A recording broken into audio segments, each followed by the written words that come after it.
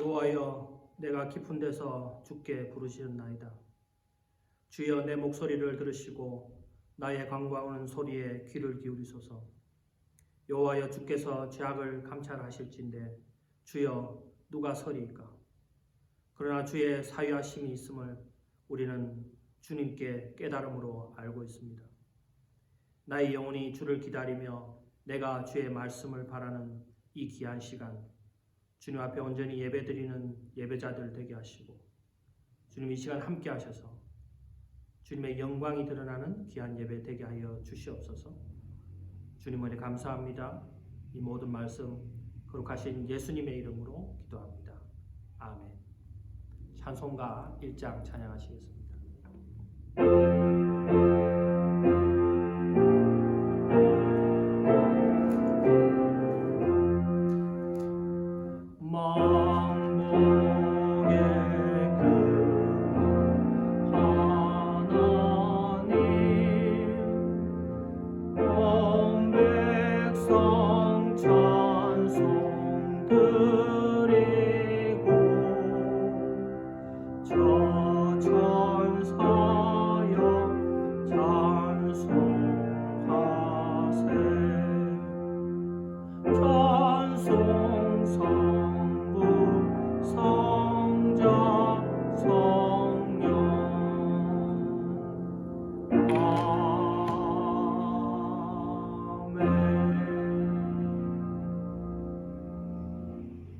오늘 예배를 위해서 기도드리겠습니다. 거룩하신 하나님 아버지, 감사합니다. 하나님 앞에 이렇게 예배드리게 하시니 감사합니다. 이 시간 하나님, 온 세상에 정말 힘들고 어려워하는 자들 주님께서 생각하시고 코로나 바이러스로 정말 고통받는 많은 사람들 주님께서 도와주셔서 그 고통 가운데 해결하며 이겨나갈 수 있도록 주님 도와주시고, 또한 의료진과 주께서 감찰하시는 많은 하나님의 사람들이 이 일에서 마땅히 이겨나갈 수 있도록 주님 도와주시옵소서. 이 시간 우리가 하나님 앞에 주일 예배를 드립니다.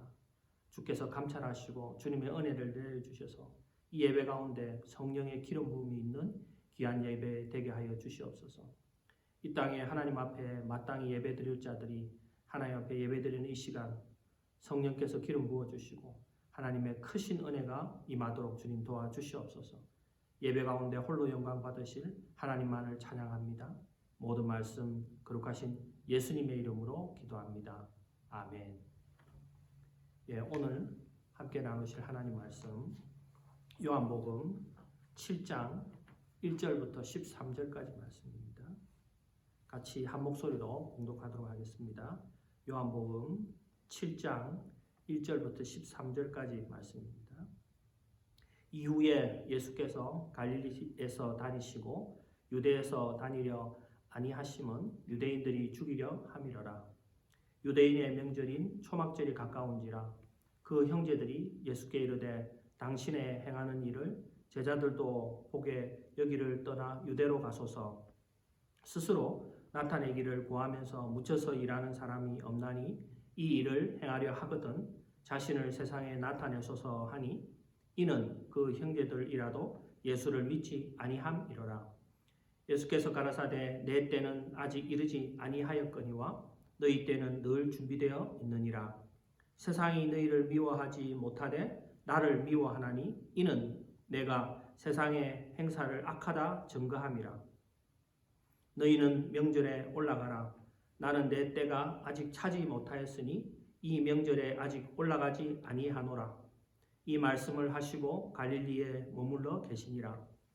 그 형제들이 명절에 올라간 후 자기도 올라가시되 나타내지 않고 비밀히 하시니라.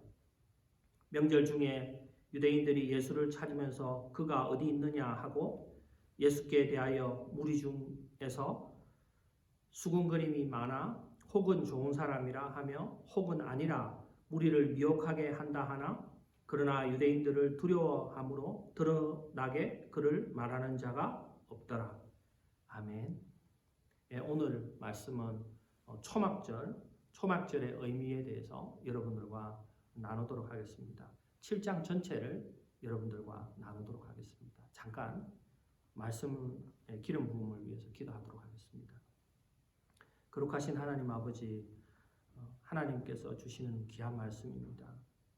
인간의 생각은 하나님 땅에 다 떨어지게 하시고 온전히 하나님께서 함께 하셔서 이 시간 성령의 기름 부음이 있는 예배가 되게 하여 주시옵소서. 사람의 생각은 말씀으로 도저히 용납하지 못하지만 하나님께서 주신 말씀이 이 땅에 떨어졌으며 우리가 이 말씀을 가지고 귀한 나누려고 합니다. 성령께서 우리 마음에 깨달음을 주시고 우리가 정말 이 말씀을 통해서 우리가 예수님을 더 깊이 이해하는 귀한 시간 되게 하여 주시옵소서.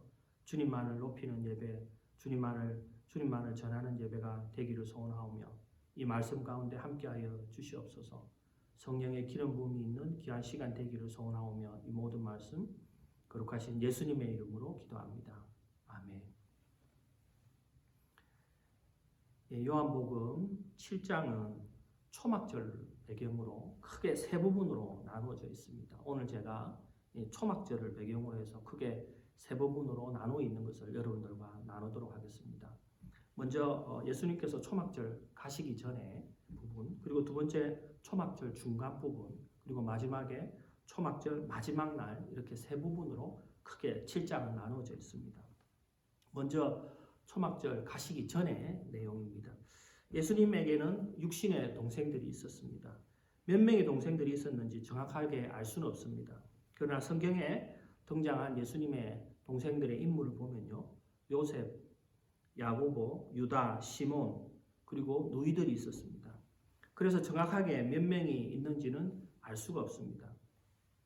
마가복음을 보면 예수님이 처음 제자들을 세우시고 병자를 고쳐주었을 때 동생들의 반응은 아주 냉담했습니다. 주변 사람들이 미쳤다고 손가락질하고 예수님을 대적했기 때문에 그래서 동생들과 어머니는 예수님을 찾으러 다녔고 집으로 데려가기 힘썼습니다. 그런데 이제는 상황이 달라졌습니다. 많은 사람들이 예수님을 따랐습니다. 선지자라 흥분하면서 예수님을 따르는 그런 놀라운 상황이 된 것입니다. 특히 갈릴리 지방에서 예수님의 인기는요, 정말 상상할 수 없을 정도였는데요. 오병이어의 기적을 베풀었을 때 많은 사람들이 이스라엘의 왕이라 이렇게 했습니다. 그런 예수님이 초막절에 갈릴리에만 있고 유대로 가지 않습니다. 초막절은 유대인의 절기 3대 절기 중에 하나입니다. 이 절기에는 예루살렘에서 32km에 있는 이내에 사는 유대인의 남성들은 다 참석하도록 되어 있습니다. 그리고 또 외국에서도 많은 사람들이 예루살렘에 와서 7일 동안 초막절 축제에 참석합니다. 그러니까 엄청나게 많은 사람들이 유대의 예루살렘에 모이게 되는 거죠. 그래서 동생들은 예수님에게 예루살렘에 올라가서 기적을 베푸시기를 원한 것입니다. 그게 이제 2절, 3절, 4절 내용입니다. 유대인의 명절인 초막절이 가까운지라 그 형제들이 예수께 이르되 당신의 행하는 일을 제자들도 보게 여기를 떠나 유대로 가소서. 스스로 나타내기를 구하면서 묻혀서 일하는 사람이 없나니 이 일을 행하려 하거든 자신을 세상에 나타내소서 하니, 형제들은 예수님이 이 초막절 기간을 이용해서 많은 사람들에게 자신을 알리기를 원한 거죠. 그런데 예수님은 동생들의 이러한 반응에 대해서 믿음이 없다고 표현하셨습니다. 5절에 보면 이는 그 형제들이라도 예수를 믿지 아니함이로라. 그들은 예수님의 기적을 보았습니다. 오병이어의 기적을 보았고 가나에서 물을 포도주로 만드는 걸 보았고 병자를 고치는 것도 보았습니다. 동생들은 그 많은 것들을 보았죠. 옆에서 그들은 예수님이 세상을 바꿀 수 있는 분이라는 것을 이제 믿게 되었습니다. 그래서 예수님이 예루살렘에 올라갈 것을 재촉한 것입니다. 그러나 그들이 믿지 아니한 것은, 여기서 예수님이 그들이 믿지 아니한 것은 무엇이냐면 예수님이 이 땅에 오신 이유를 그들은 깨닫지 못했습니다. 예수님이 이 땅에 오신 이유는요, 우리의 죄를 사하고 영생을 주시기 위해서 오셨습니다. 그들은 아직도 예수님이 말씀하신 영생이나 천국의 가치를 깨닫지 못하고 있었던 거죠. 만약 우리가 교회를 다니고 있다고 하면서 예수님을 믿는다고 하면서 아직도 영생의 가치를 두고 있지 않다면 그는 믿는 것이 아닙니다. 물론 우리 가운데 영생의 가치를 알고 세상의 삶에서 걱정을 하고 물질의 필요에 따라서 자신의 욕망과 싸우는 사람들이 있습니다. 그런 사람들하고는 또 다른 문제죠. 교회를 다니면서 영생을 있으면서 알고 세상과의 치열한 싸움 속에 살아가는 사람과 그 교회를 다니면서 아직까지 영생의 가치를 모르고 천국의 가치를 소망하지 않고 그렇다면 아직 그는 믿음이 없는 것입니다. 기독교의 믿음은요, 세상에서 원하는 것을 할 수 있는 그런 능력이 아닙니다. 하나님의 나라, 예수님이 약속하신 영생을 최고의 가치로 아는 것입니다. 아직 동생들은 그 가치에 대한 믿음이 없었다는 것입니다. 그런 동생들에게 예수님 말씀하십니다. 7절과 8절입니다. 세상이 너희를 미워하지 못하되 나를 미워하나니 이는 내가 세상의 행사를 악하다 정감이라. 너희는 명절에 올라가라. 나는 내 때가 아직 차지 못하였으니 이 명절에 아직 올라가지 아니하노라. 여기서 예수님이 말씀하시는 때는 여러분들도 다 아시겠지만 고난, 십자가, 부활, 그 영광, 그 때를 그 시간을 맞추는 때인 거죠. 시간의 때, 헬라어로 우리가 보고 있는 이 성경 헬라어에서 시간의 때를 이야기하는 단어는 카이로스라는 단어와 크로노스라는 단어가 있습니다. 크로노스는요, 역사적인 시간을 의미합니다. 우리가 기나긴 역사의 시간, 그 때, 그것을 이야기하는 거죠. 그러면 카이로스라는 단어는 어떤 특별한 시간과 특별한 때를 이야기합니다. 예수님이 오늘 말씀하신 이 때는 카이로스거든요. 이 카이로스의 시간은 하나님이 개입하시는 그런 시간입니다. 그 시간을 말할 때 카이로스라는 단어를 쓰는데 오늘 예수님은 이 카이로스라는 단어를 계속해서 사용하십니다. 가나의 혼인잔치에서 내 때가 이르지 아니하였다 할 때도 똑같이 카이로스라는 단어를 사용하셨고요. 또 나사로가 병들어 죽게 되었을 때도 예수님은 즉각적으로 움직이지 않으셨습니다. 이틀 후에 나사로가 죽자 하나님의 영광을 드러날 때로 여기시고 그곳을 가셨습니다. 예수님은 사람들의 기대와 그들이 원하는 대로 행동하지 않으시고 하나님의 시간과 때에 따라서 움직이십니다. 본문에서도 초막절에 예루살렘으로 가지 않으셨지만 며칠 뒤에 하나님의 시간의 때에 조용히 가셨습니다. 하나님의 시간을 맞추기 위해서는 언제나 내 생각, 내 의견을 내려놓고 기도하면서 하나님의 뜻을, 하나님의 때를 보고 움직여야 됩니다. 하나님의 뜻을 구하고 때를 구하며 움직일 때 우리는 바른 길로 갈 수 있습니다. 만약 하나님의 뜻을 이해하지 못하고 내 생각대로 움직이면 많은 시행착오와 고통을 겪게 됩니다. 이것은 신앙생활 하면서 우리가 많이 느끼고 있는 부분들이죠. 나의 경험과 방법으로는 결코 하나님을 경험할 수 없습니다. 예수님이 하나님의 말씀하신 때를 말씀하시는 이유는 하나님께서 하시는 그 시간과 때를 맞추어서 하도록 되어 있는 것입니다. 그래서 하나님의 때에 초막절 전에 예수님은 하나님의 때에 맞춰서 예루살렘에 올라가시게 된 거죠. 이제 두 번째는 초막절 중간에 예수님은 예루살렘에 올라가셔서 성전에서 가르치십니다. 14절과 15절입니다. 이미 명절의 중간이 되어 예수께서 성전에 올라가사 가르치시니 유대인들이 기여겨 가로되 이 사람은 배우지 아니하였거늘 어떻게 그를 아느냐 하니 유대인들은 예수님이 배우지 않았는데 어떻게 이와 같이 가르칠 수 있느냐 이런 것에 대해서 반응을 보이고 반문을 하고 있는 거죠. 여기서 배우지 않았다 하는 표현은요. 랍비의 교훈을 받지 못한 보통 사람을 뜻하는 거죠. 오늘날처럼 학교가 있어서 모두가 다 학교를 가는 것이 아니라 그때는 정말 정식 랍비의 교육을 받은 사람 그런 사람들만 가르칠 수가 있었거든요. 그렇기 때문에 예수님은 랍비의 교육을 받지 않은 사람이다. 이것을 지금 말하고 있는 것입니다. 예수님은 사람들의 그러한 반응에 대해서 자신의 가르침에 대해서 이렇게 말씀하십니다. 16절과 17절입니다. 예수께서 대답하여 가라사대 내 교훈은 내 것이 아니요 나를 보내신 이의 것이니라. 사람이 하나님의 뜻을 행하려 하면 이 교훈이 하나님께로 왔는지 내가 스스로 말함인지 알리라. 예수님은 자신의 가르침은 자신의 것도 아니고 자신을 보내신 이 하나님의 가르침이라고 말씀하십니다. 오직 하나님의 뜻만을 가르친다는 것입니다. 또한 예수님은 하나님의 가르침을 참되게 이해할 수 있는 방법은요, 오직 하나님의 말씀을 믿고 따르는 사람만이 하나님의 뜻을 이해할 수 있다는 거예요. 그럼 여기 반대로 이야기하면 예수님을 믿고 따르지 않는 사람은 하나님의 교훈을 결코 깨닫지 못한다는 거예요. 그걸 예수님께서 지금 이야기하는 거죠. 그리고 또 예수님은 마지막으로 초막절 중간에 성전에서 가르치실 때 안식일 때문에 자기를 죽이려고 한 사람들에 대해서 이렇게 말씀하십니다. 23절과 24절입니다. 모세의 율법을 폐하지 아니하려고 사람이 안식일에도 할례를 받는 일이 있거든 내가 안식일에 사람의 전신을 건정케 하는 것으로 너희가 나를 노여워하느냐. 외모로 판단하지 말고 공의로 판단하라 하시니라.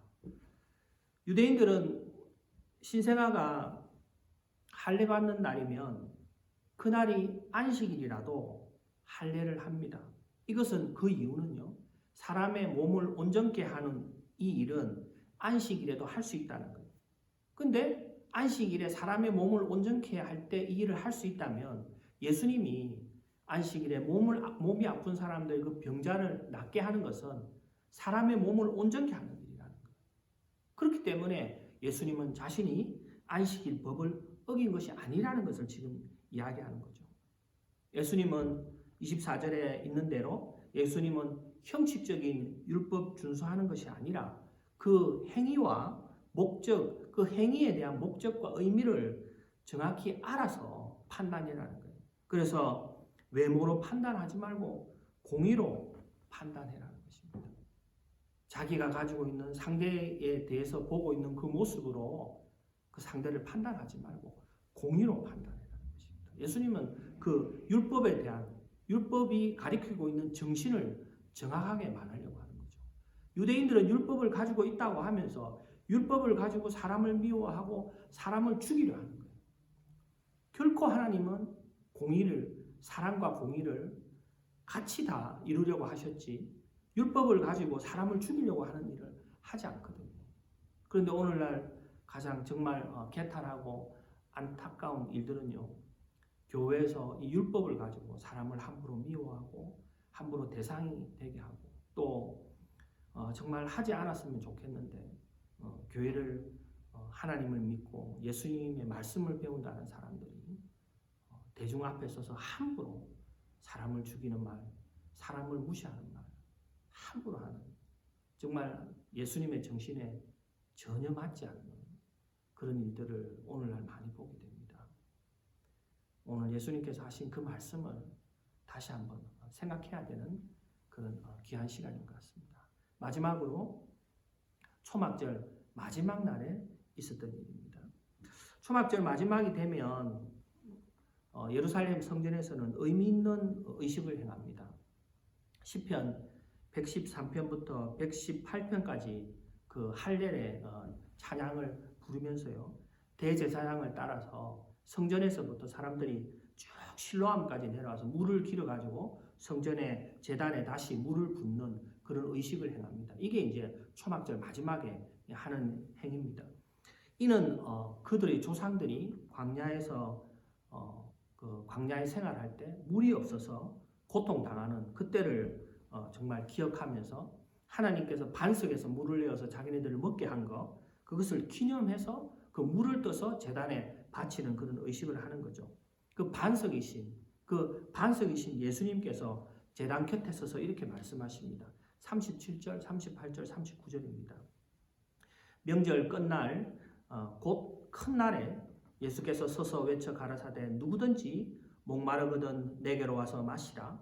나를 믿는 자는 성경의 이름과 같이 그 배에서 생수의 강이 흘러나리라 하시니 이는 그를 믿는 자의 받을 성령을 가리켜 말씀하신 것이라. 예수께서 아직 영광을 받지 못하신 거로 성령이 아직 저에게 계시지 아니하시더라. 하나님은 광야에서 이스라엘 백성에게 생수를 주신 것처럼 예수님은 성령의 생수의 강을 정말 우리에게 흐르게 할 것을 약속한 것입니다. 이제 그들이 기다리던 초막절이 완성된 거죠. 광야에서 생수를 준 그 하나님이 이제는 예수 그리스도께서 이 땅에 인간의 죄인들이 우리들의 마음에 생수를 부어주는 거죠. 그걸 지금 초막절이 그것을 예표하는 건데 그걸 완성하게 된 것입니다. 하나님이 만드신 피조물 가운데 일하라고 부름받은 피조물은 인간밖에 없습니다. 그런데 죄가 인간 세상에 들어오고 난 후에 인간에게 먹을 것을 내어주던 땅들은요, 엉겅퀴와 가시덤불을 내는 불모의 땅이 되어버렸고요. 또 물이 없어서 아무것도 내지 않는 광야를 만들어 변해버린 것입니다. 그 땅을 변화시키는 것은 오직 물밖에 없습니다. 물은 땅을 변화시킵니다. 이것이 자연의 이치입니다. 이는 인간의 마음밭에도 동일하게 적용됩니다. 인간의 영혼은요, 본능적으로 메마름을 느낍니다.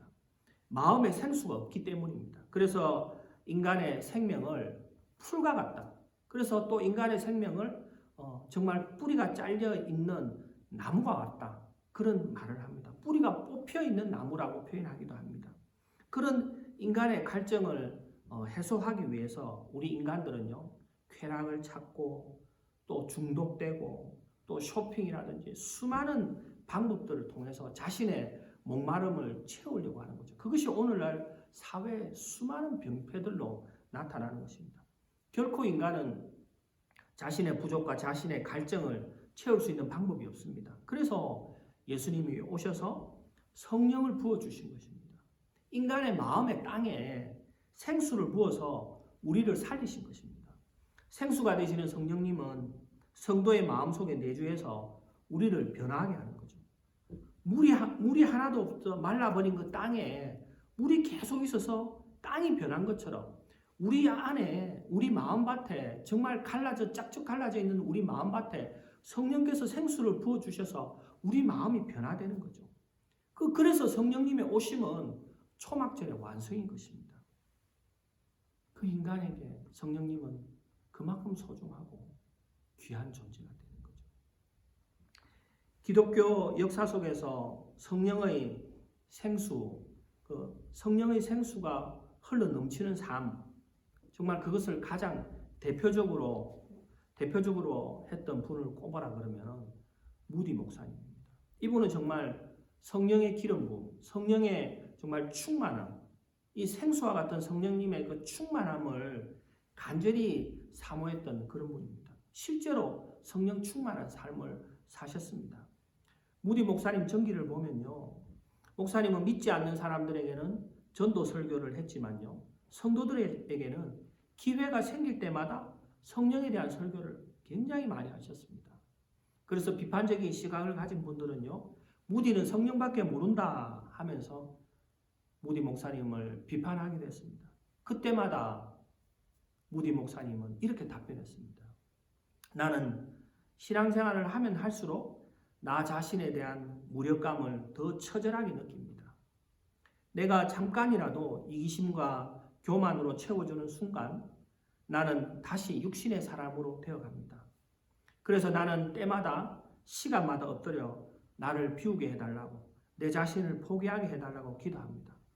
그 순간마다 생수가 되시는 성령님이 다시 내게 임하고 나의 심령에 생수를 채워주십니다.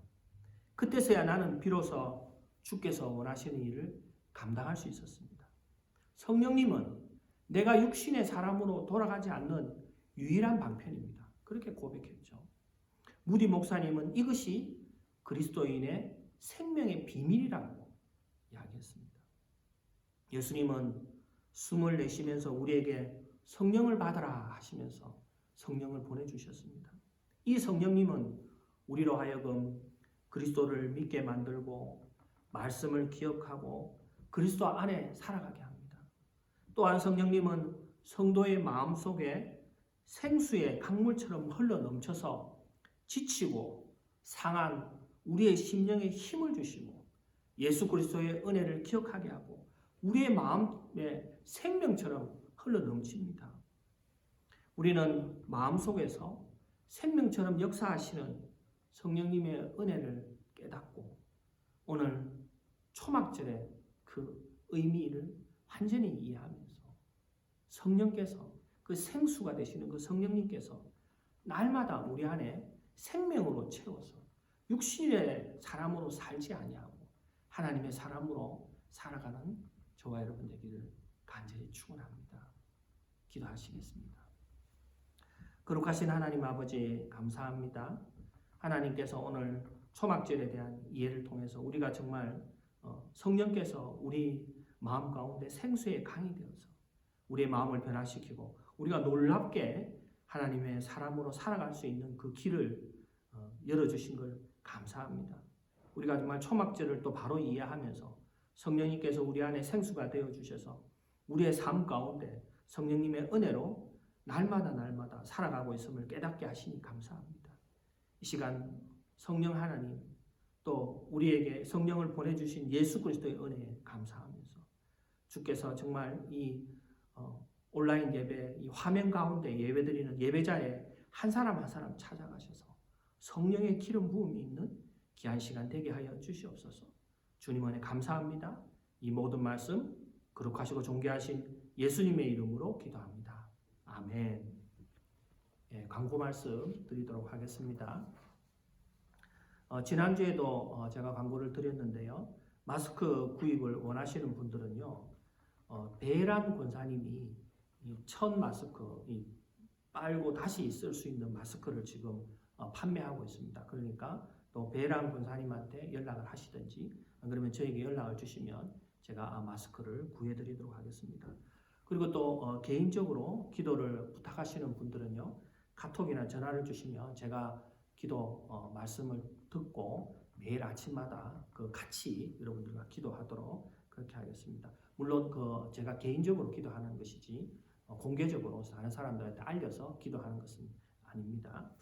또 매번 말씀드리는 내용입니다만 코로나 바이러스로 고통받는 분들 또 그리고 직접 싸우고 있는 그 의료진들을 위해서 여러분 기도해 주셔야 됩니다. 이분들이 정말 힘을 내어서 이 미국의 이 어려운 상황을 지금 미국의 어려운 상황을 이겨나가고 있는 사람들은 실제로 이분들입니다. 이분들을 위해서 여러분 생각나실 때마다 기도해 주시면 감사하겠습니다. 그리고 매일매일 여러분들에게 카톡으로 여러분 큐티할 걸 보내드리고 있습니다. 그걸 여러분 성실히 보시고 매일매일 기도하면서 하나님과 매일매일 첫 시작을 하나님과 함께하는 그런 시간 됐으면 좋겠습니다. 예, 이제 다 일어나셔서 찬송가 172장 찬양드리고 축도함으로 예배를 마치도록 하겠습니다.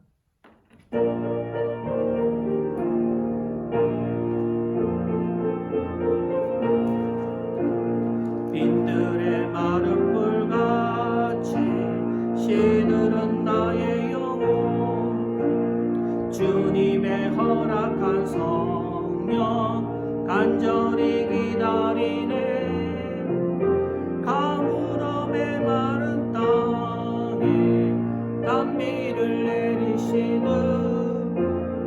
성령의 단비를 부어 새 생명 주옵소서 반가운 빗소리 들려 산천이 춤을 추네 봄비로 내리는 성령 내게도 주옵소서 가물음의 마른 땅에 단비를 내리시듯 성령의 단비를 부어 새 생명 주옵소서 절 따라 우러를 내려 초목이 무성하니 갈급한 내 심령 위에 성령을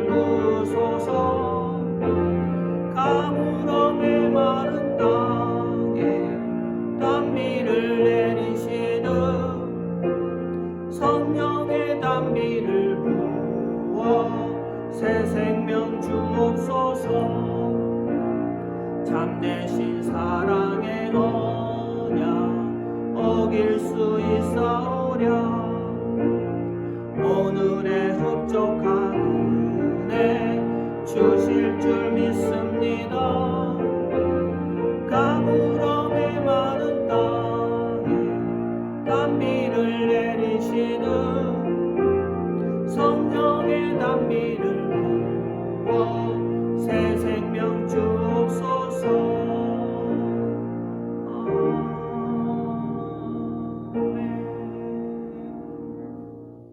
기도하겠습니다. 지금은 길이요 진리요 생명 되신 예수 그리스도의 크신 은혜와 세상을 이처럼 사랑하사 독생자를 내어주신 하나님 아버지의 만극하신 사랑과 성령의 감화 감동 새롭게 하심이 오늘 우리 마음 가운데 생수의 강으로 부어주실 성령님을 환영하며 모시며 그분과 함께하기를 소원하는 성도들 머리 위에 이제부터 영원까지 함께하기를 예수님의 이름으로 간절히 기도합니다. 아멘.